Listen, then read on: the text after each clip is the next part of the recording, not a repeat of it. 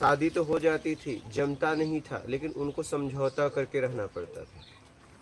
ठीक है, क्योंकि घर वाले कह देते थे कि मर्यादा में रहना, कुछ भी हो जाए, तुम्हारी यहाँ से डोली जा रही, वहाँ से अर्थी जाने चाहिए। यही बात घुमा फिरा के समझा देते थे हमारे जो पूर्वज थे, हम पूर्वज ही कहेंगे। लेकिन आज क्या हो गया, आज महिलाएं भी कामकाज करने लगी, उनका जो एक डर था, निर्भरता था, वो चला गया। बात समझ रहे हैं? शादी के पहले पुरुष बहुत आश्वासन देता है कि मैं ये करूँगा, मैं ये करूँगा। जब आश्वासन ज़्यादा, आश्वासन किसका दिया जाता है? वस्तुओं का, आवरण का, ठीक है, धन वैभव का, गाड़ी बंगले का, ऑयल का, ब्रांडेड चीज़ों का। और जब वो विवाह के बाद वो सब नहीं मिलता है और उसको फिर क्या होता है, पुरुष उसका साथ कम देता है, उसके पास आना जाना उसका कम रहता है, मतलब ज़्यादा काम में लगा रहता है, बाहर रहता है, तो ये कलह बन जाता है। बात समझ रहे हैं? समय न देने की वजह से कलह बन जाता है। और ये कलह इतना बन जाता है कि अगर आपको टाइम देना है तो ठीक है, नहीं हम अलग हो जाए।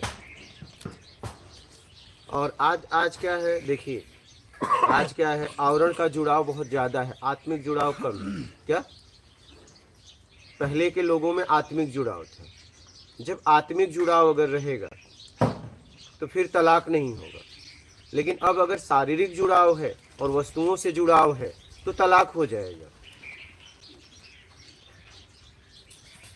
तो आज के डेट में देखिए आत्मिक जुड़ाव बहुत कम हो गया है। हम एक दूसरे से मतलब से बात करते हैं, अगर बेमतलब से हम एक दूसरे के पास बैठते भी नहीं। बैठते हैं क्या? सब अपने अपने मतलब में इतने बिजी हो गए, इतने बिजी हो गए कि कोई किसी के पास समय नहीं है कि बेमतलब का किसी से बात करे।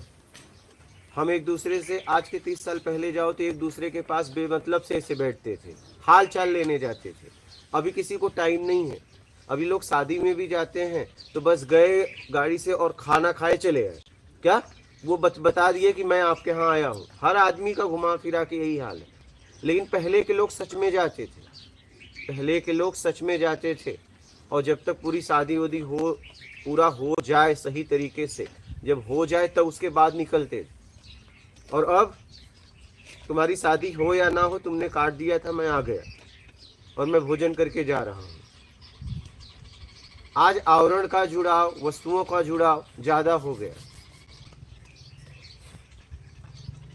और तलाक होने का कारण इतना है कि शादी के पहले उन्हें बहुत आश्वासन एक दूसरे को देते हैं, बाद में वो पूरा नहीं होता है, बहुत ज़्यादा।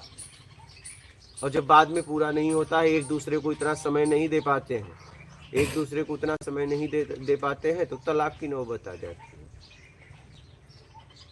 और इस समय ज़्यादा मिला जुला के सब सक्षम हैं तो तलाक फट से हो भी जाता है। तुम अपनी देख लो, हम अपनी देख लेंगे।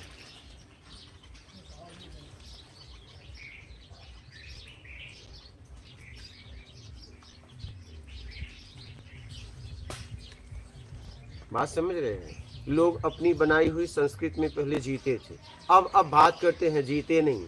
क्या आज को देख के लोग जीते थे, अब बस अपने आप को देख रहे हैं, बोले कुल जिसको जो कहना है कहे, कोई फर्क नहीं पड़ता। बात समझ रहे हैं?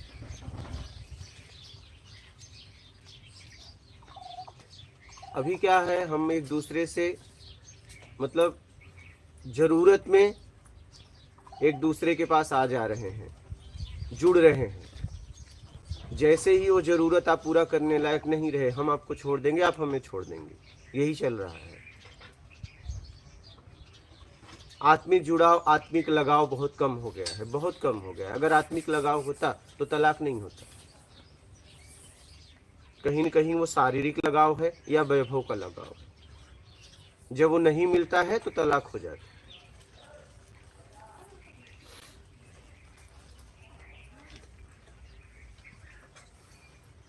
बात समझ रहे हैं? बोलिएगा इस पे किसी का प्रश्न हो तो। है बालक आपका? यही कारण है, यही कारण है। हम बस अपना सुख देख रहे हैं, सुख। हम अपनी जो हमारी जरूरत पूरा करेगा हम उसके साथ रहेंगे, बात खत्म। हम उसके लिए नहीं रह रहे हैं, नहीं, हमारी जरूरत पूरा कर रहा है इसलिए रह तो हम किसी के लिए नहीं रहे। जहाँ हमारी जरूरत पूरा होती है वो हमें प्रिय लगता है, जहाँ नहीं होती वो मुझे अप्रिय लगता है।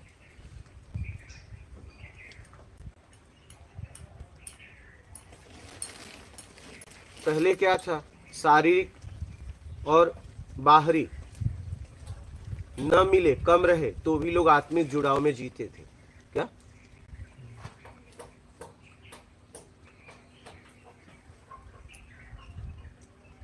मानवता को समझते थे। अब सिर्फ जरूरत को समझ रहे हैं घुमा फिरा के, सिर्फ जरूरत।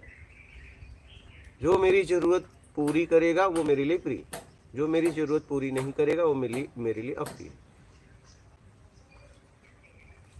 ये चीज़ गुरुदेव जैसे जो पुराने जोड़े हैं आज भी उनमें दिखती है ये बात। हाँ, मतलब उनमें वो लड़ते भी हैं, सब कुछ करते हैं, हाँ, बट उनमें एक आत्मिक लगाव दिखता लगाव है।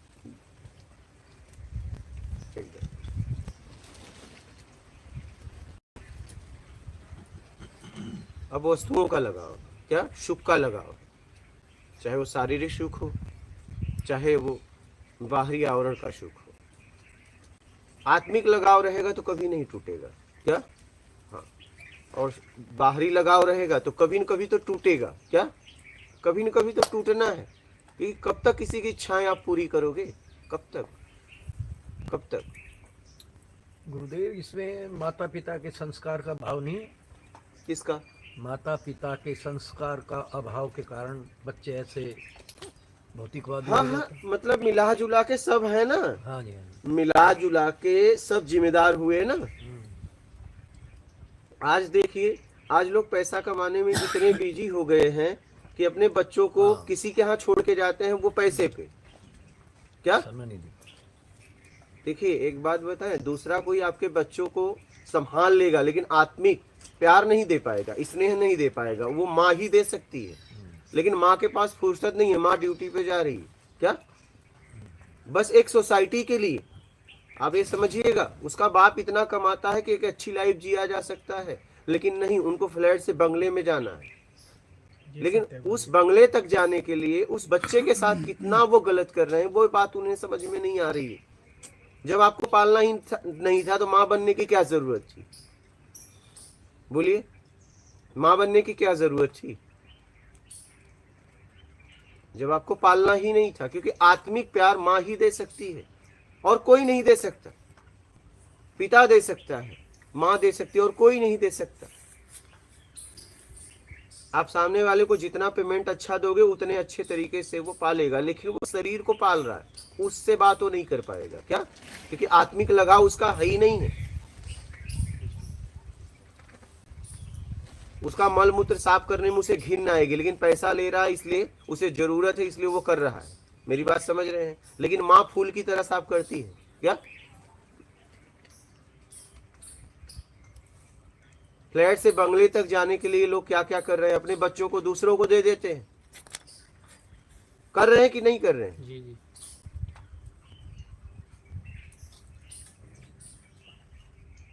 अब उन बच्चों का पालन पोषण कैसे हो रहा है? आत्मिक तो हो नहीं रहा है, शारीरिक हो रहा है, तो हिंसक बन जाते हैं।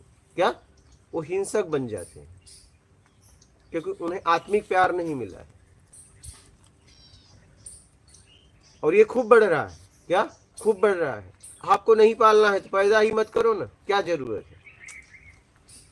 आप कुछ पैसे के लिए, धन के लिए, और चाहे तो वो अच्छा जीवन पिता कमा रहा है ना, उससे अच्छा जीवन जी सकते हैं। बस सोसाइटी, अपने जितना कमा रहे हो उतनी सोसाइटी में रहो ना। सोसाइटी बढ़ाने के लिए आप बच्चों के साथ गलत कर रहे हैं।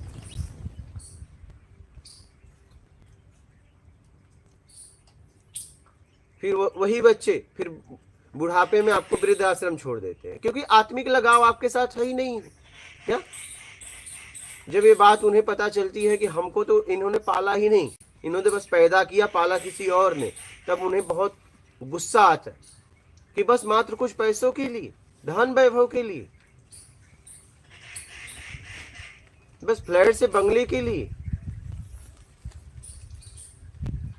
तो वो बालक हिंसक हो जाता है, वो बालिका हिंसक हो जाता है, उसमें हिंसा रह जाता है। बात समझ गए? क्योंकि माँ पिता का दुलार कोई और नहीं दे सकता पगार पे। उनके झापड़ में भी प्यार छिपा है। क्या?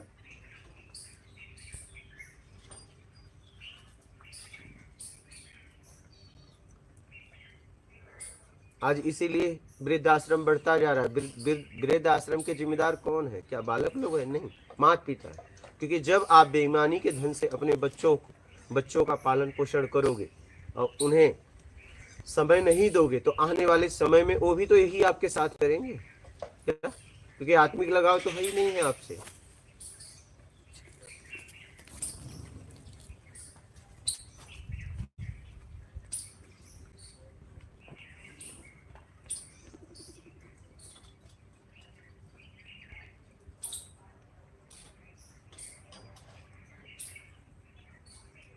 बात समझ रहे हैं?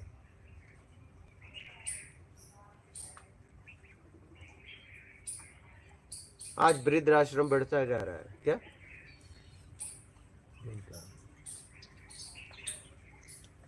लोग अपने माँ बाप को छोड़ के पैसा भी महीने का दे रहे हैं, इसी जगह रख दे रहे हैं, क्योंकि आत्मिक लगाव नहीं है। क्या? फिर वो फोन करके पता कर लेते हैं, ठीक ठाक हो ना? हाँ, पड़े रहो। क्योंकि आत्मिक लगाव ही नहीं है, वो आपके पास रहेंगे ही नहीं। अगर आपके पास रह भी रहे तो घुटन होगी आपसे, क्योंकि आपने उन्हें बचपन में समय ही नहीं दिया। आज 30-40 साल पहले गरीबी थी, लेकिन लोग अपने माँ बाप को नहीं छोड़ते थे। नहीं, लोग अपने माता पिता को नहीं छोड़ते थे, कि इसलिए कि आत्मिक लगाव था। वो माँ अपने बच्चों को प्यार से पालती थी। अभी कुछ समय में देखो वृद्धाश्रम बढ़ रहे हैं, और बहुत तेजी से बढ़ रहे हैं। और डिवोर्स रेट भी तेजी से बढ़ रहे हैं भारत तेजी से इसलिए बढ़ रहे हैं कि बस शरीर, शारीरिक सुख और इसके बाद वस्तुओं का सुख जब ये सामने से नहीं मिल रहा है, वो व्यक्ति पैसा कमाए कि समय दे। क्या? क्योंकि आपने इतना मांग कर लिया है कि वो उसको दिन भर काम करना पड़ेगा। समझिएगा, आप परिवार का इतना मांग है कि वो व्यक्ति को दिन भर खटना पड़ेगा, और जो आपको समय नहीं दे पा रहा है तो घर में कलह हो रहा है, इसकी वजह से तलाक हो जाए। गुरुदेव, इन दूरियों को बढ़ाने में कहीं ना कहीं आज का मीडिया, नाटक और मोबाइल बहुत कहीं सहायक महसूस होते हैं दूरियों को बढ़ाने में। नहीं, उसमें तो बहुत सारी चीजें अच्छी भी हैं। आपके शरीर में 9 दरवाजे गंदगी के हैं। आज मोबाइल की ही देन थी ना आप यहाँ तक पहुँचे। अगर मोबाइल नहीं होता तो बोलिए, आप अगर पहुँचे हो तो मोबाइल की ही देन है ना। अगर आज लाइव में लोग देख रहे हैं तो ये मोबाइल का ही, सिस्टम का ही देन है ना। बोलिए, लाइव में देख रहे हो, प्रश्न कर रहे हैं, यहाँ से उत्तर उन्हें मिल रहा है, किसकी देन है? आप व्यवस्था का सदुपयोग करो ना। आपके शरीर में खुद 9 दरवाजे गंदगी के हैं। अगर उसमें से कुछ बंद कर दोगे तो क्या हो जाएगा? ज्यादा नहीं, 2 बंद कर दो, एक ऊपर का एक नीचे का, बात खत्म। क्या है? तो गंदगी का ना, नहीं, दोनों बंद कर दो, या एक ही बंद कर दो, या ऊपर वाला एक नीचे वाला, खत्म। तो भी बात खत्म। क्या हो गई? रह पाओगे इसमें, इस शरीर में? सारा दोष हमारा है, मीडिया का, मोबाइल का। अरे टीवी का भाई, कोई दोष नहीं है। सोशल मीडिया की वजह से तो हम आप एक दूसरे तक बात बहुत अच्छे तरीके से और पहुंचा पा रहे हैं। आप इसका एक तरफ उपयोग भी कर रहे हो, इसकी निंदा भी कर रहे हो। आज के लोग ऐसे हो गए, व्यवस्थाओं का उपयोग भी कर रहे हैं, क्या, और उसकी निंदा भी कर रहे हैं। देखिए, जो व्यक्ति इस व्यवस्था की खोज किया उसकी जिंदगी लग गई। क्या? बिल्कुल। आप एक तरफ उसका उपयोग भी कर रहे हो, सोशल मीडिया का, मोबाइल का, कंप्यूटर का, और एक तरफ उसका निंदा भी कर रहे हो। इतना बुरा है तो उपयोग क्यों करते हो? नहीं, उपयोग करेंगे लेकिन निंदा करेंगे, क्योंकि ये मैंने पैदाइशी सीखा है। उपयोग तो कर रहे हो ना, नहीं कर रहे हो तो आप उपयोग करके क्यों नहीं भटक गए?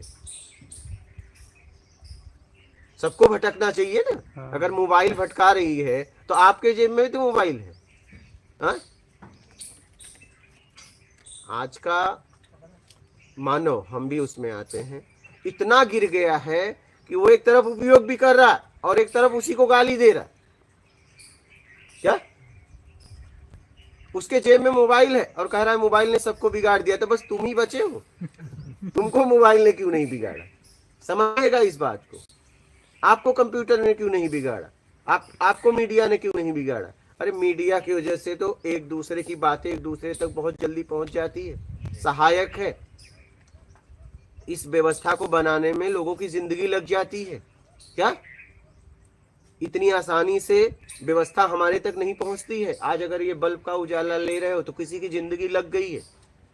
ऐसे ही नहीं होता है। आप ये सत्संग भी सुन रहे हो, प्रत्यक्ष ज्ञान, तो इसमें एक व्यक्ति की जिंदगी लग गई है।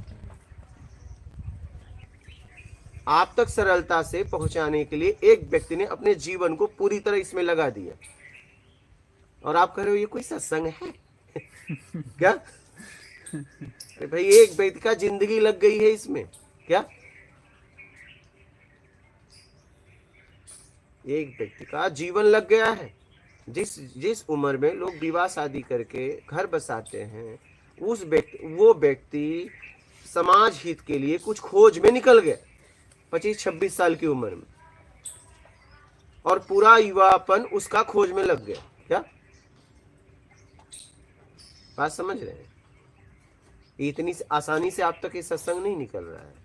एक व्यक्ति का पूरा युवापन, अगर जीवन में सबसे जरूरी अगर किसी का समय होता है तो वही युवापन क्या? वो व्यक्ति अपना पूरा युवापन लगा दिया खोज में क्या? खोज करते करते करते वो 11 से निकला 20, ठीक है, 84 का डेट ऑफ बर्थ है, तो सोचो कि 2020 में उसकी क्या उम्र हो रही होगी?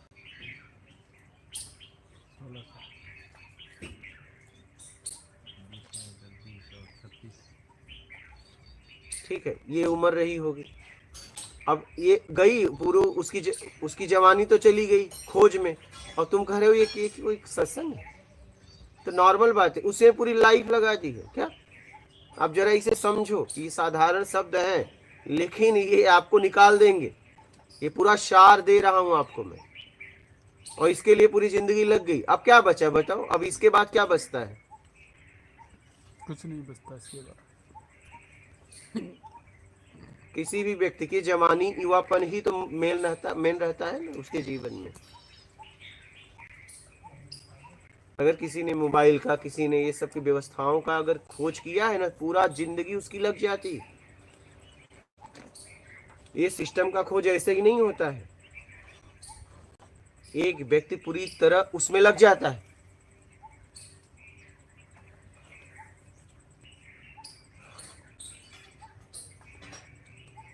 पूरी तरह, जब पूरी तरह कोई लगता है तब जाके कोई नई खोज होती है, ऐसे नहीं होती।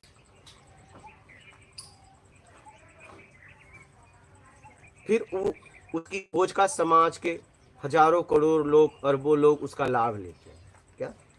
बात समझ रहे हैं? क्योंकि हर व्यक्ति की क्षमता नहीं है कि पूरी तरह वो नए रास्ते पे चल पड़े। ये हर व्यक्ति की क्षमता नहीं, क्योंकि वहां पे जीवन और मृत्यु का सवाल रहता है। हर व्यक्ति की उतनी क्षमता नहीं है कि वो मार्ग भी बनाए और चले भी, मार्ग भी बनाए चले भी। हर व्यक्ति की उतनी कैपेसिटी, उतनी क्षमता नहीं रहती है। तो कहने का मतलब मैं ये कह रहा हूँ, बाबा ये खोज करने में पूरी लाइफ निकल जाती है। आप जो भी व्यवस्था का उपयोग ले रहे हो, किसी की जिंदगी इसमें लग गई। ये कपड़ा भी आप अगर ये पहन रहे हो ना, तो इसमें आज कपड़े हमें आसानी से मिल जाते हैं, लेकिन जब पहली बार खोज हुई होगी ना, तो एक व्यक्ति का लाइफ लग जाता है कि धागा कैसे बनाया जाए, कपड़ा कैसे बनाया जाए। मैंने तो प्रैक्टिकल अनुभव जो देखा वो मैंने बताया गुरु जी। पहले हम नाना नानी के पास में पूरा टाइम बैठ के वार्तालाप करते थे। वो आज सारे बच्चे 250 लोगों का परिवार है, 1 घंटे एक साथ नहीं बैठते। तो अब आप बैठो ना। कोई किसी का पता ही नहीं, 250 बच्चों में से कोई 1 घंटे के लिए भी एक साथ परिवार के साथ नहीं बैठता। मैंने पूरे 250 का 60 लोगों के साथ में पूरा दिन बैठ कर के शिक्षा ग्रहण करी है। आज 250 लोग मिलकर भी एक साथ 1 घंटे के लिए नहीं बैठ पाते। हाँ वही तो, बैठो। बाधक मेरे को तो यही मोबाइल समझ में आया, इसलिए मैंने बताया। नहीं, मोबाइल थोड़ी न बाधक है।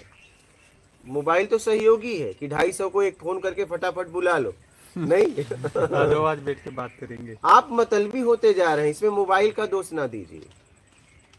आज यहाँ भी तो इतने लोग बैठे हैं, कुछ रहेगा तब ना व्यक्ति आपके पास बैठेगा, समझ रहे हैं? अगर कुछ रहेगा तब ना बैठेगा। आप कितनी दूर से आके एक अनजान व्यक्ति के पास बैठे नहीं हो और आपको लग रहा है कि ये व्यक्ति अनजान है मुझसे? बोलिए नहीं, किसी को, अभी आपका तो मैं नाम भी नहीं जानता, आपका भी नाम नहीं जानता, इतने लोग बैठे हैं, ये दूसरी बार आए, इनका नाम मुझे नहीं पता। बोलिए, ये दूसरी बार यहाँ आए, इनका नाम भी नहीं पता मुझे, ये कहाँ के हैं ये भी नहीं पता। एक बार ये रह के गए, मुझे नाम नहीं पता, लेकिन क्या इन्हें लग रहा है कि एक अनजान आदमी के साथ में बैठा हो? या मुझे लग रहा है? ऐसा कुछ नहीं लग रहा है, लेकिन आपके पास कुछ होगा तब ना कोई बैठेगा। कुछ होना भी तो चाहिए।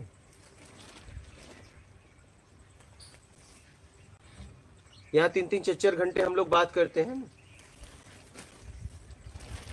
एक दूसरे का बिना नाम जाने।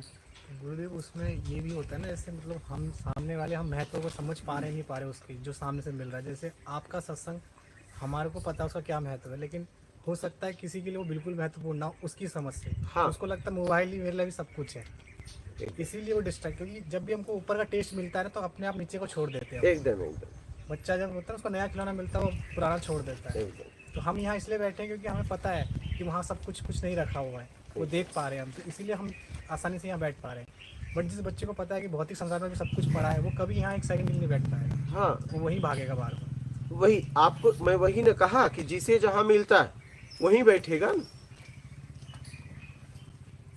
ये पक्षियां यहाँ आती हैं, दाना डालना बंद कर दो, नहीं आएंगी क्या? आप दाना डालना यहाँ बंद कर दीजिए, वो आना बंद कर देंगी। अगर हमें कुछ नहीं मिलेगा तो हम वहां कैसे जाएंगे? चाहे वो शारीरिक हो चाहे आत्मिक हो, दो में से एक तो मिलना चाहिए। यहाँ आत्मिक सुकून मिल रहा है क्या? यहाँ पे आत्मिक सुकून मिल रहा है। इसलिए आत्मिक सुकून को जब आपने समझा और आत्मिक सुकून आप समझ पा रहे हो और अपने आप को वो सब जितना भी आपने जुटाया उसको छोड़ के यहाँ बैठे हो। अगर आपके घर पे बोला जाए कि 2 दिन के लिए मोबाइल स्विच ऑफ करो, आप कर पाओगे? बेचैन हो जाओगे, नहीं? लेकिन यहाँ करके बैठे हो ना, क्यों? पता है, क्योंकि आत्मिक सुकून आपको मिल रहा है। यहाँ आपके लिए बात हो रही है, यहाँ आपके लिए बात हो रही है। देखिए कैसे आप बैठे हो आराम से, कोई उथल पुथल है नहीं। घर पे अगर बोला जाए कि एक काम करो, 2 दिन के लिए मोबाइल स्विच ऑफ करो, आप कर पाओगे? बेचैन हो जाओगे। बिल्कुल 1 घंटा ही नहीं बंद कर पाते घर पे। समझ रहे हो? तो हमें कुछ मिलना चाहिए, या तो शारीरिक या तो आत्मिक। आत्मिक मिलेगा तो शारीरिक सुख भी छोड़ देंगे, लेकिन आत्मिक मिले तब ना। कोई ऐसा हो जो सच में मेरे लिए बोले, सीधा मुझसे बात करे, तीसरे को बिना लाए। क्या? तीसरे को बिना लाए। तब वहां पे 1 2 3 4 घंटे का समय पता नहीं चलता। यहाँ सुबह से रात हो